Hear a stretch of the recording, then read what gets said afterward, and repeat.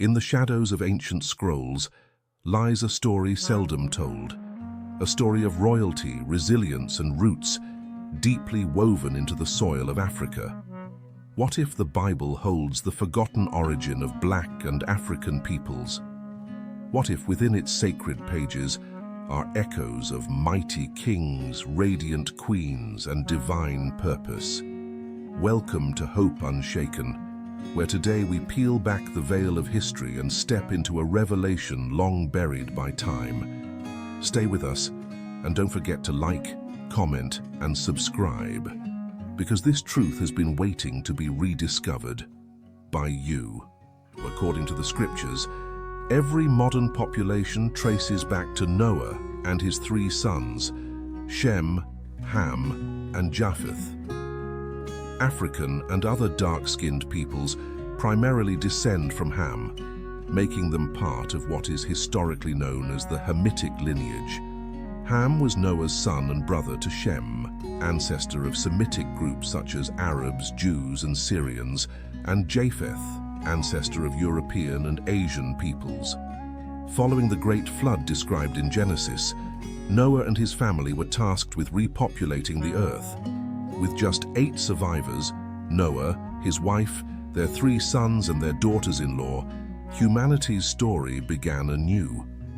Ham is explicitly recognized as the forefather of African peoples, and biblical references like those found in Psalms directly associate him with ancient Egyptian civilization. Historical Jewish teachings and traditional narratives consistently affirm Ham's status as the ancestor of African populations.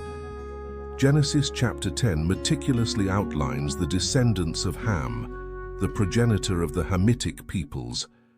Among his children were Cush, father to many African nations, and Mizraim, identified as the ancestor of ancient Egyptians.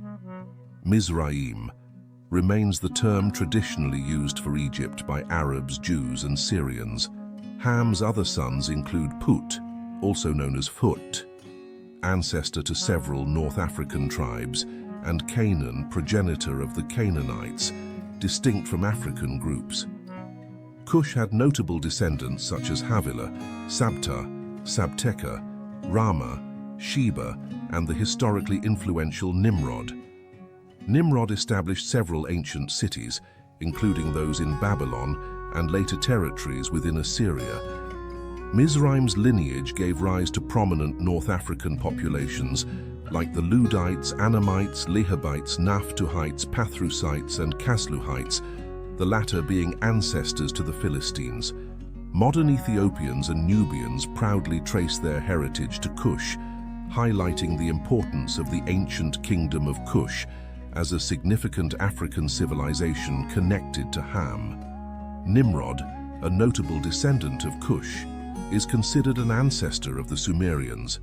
Beyond Africa, Cush's descendants are also thought to have connections to populations in South India, as well as various African nations including Mali, Eritrea, Kenya, Congo, and Gabon. In Hebrew, the name Cush translates directly to Ethiopia or black, further reflecting its significance in African history.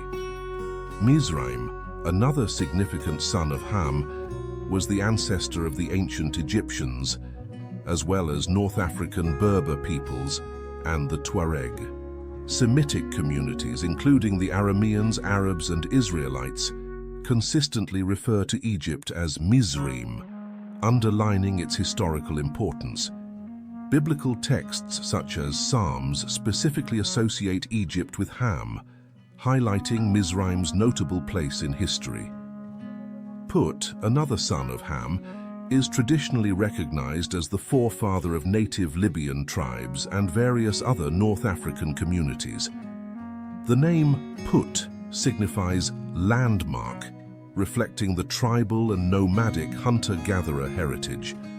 The well-known but frequently misunderstood curse of Ham, or more accurately, the curse of Canaan, found in Genesis 9, has often been misinterpreted historically.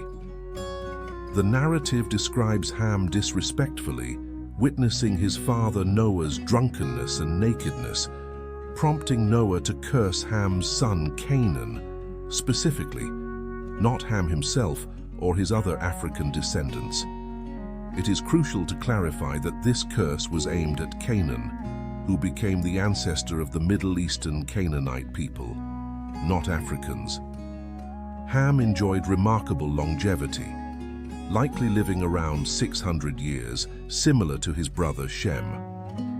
While the exact location of Ham's burial is uncertain, various traditions suggest possible sites in Ethiopia, Nubia, Sudan, Mesopotamia, or even Egypt.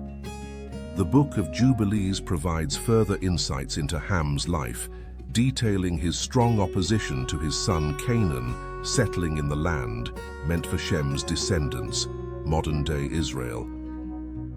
Cush and Mizraim supported their father's stance, reinforcing the view that African lands were designated for Ham's descendants. Additionally, Jubilees credits Ham with founding the first city after the flood, named after his wife Ne'elatama'uk. Thank you for joining us on this eye-opening journey through the forgotten origins of African heritage in the Bible. If this stirred something in your heart or opened your eyes to a deeper truth, don't let it stop here. Like, share, and subscribe to Hope Unshaken, where every video brings ancient truth to light and breathes hope into modern lives. Until next time, keep seeking, keep believing, and never let your hope be shaken.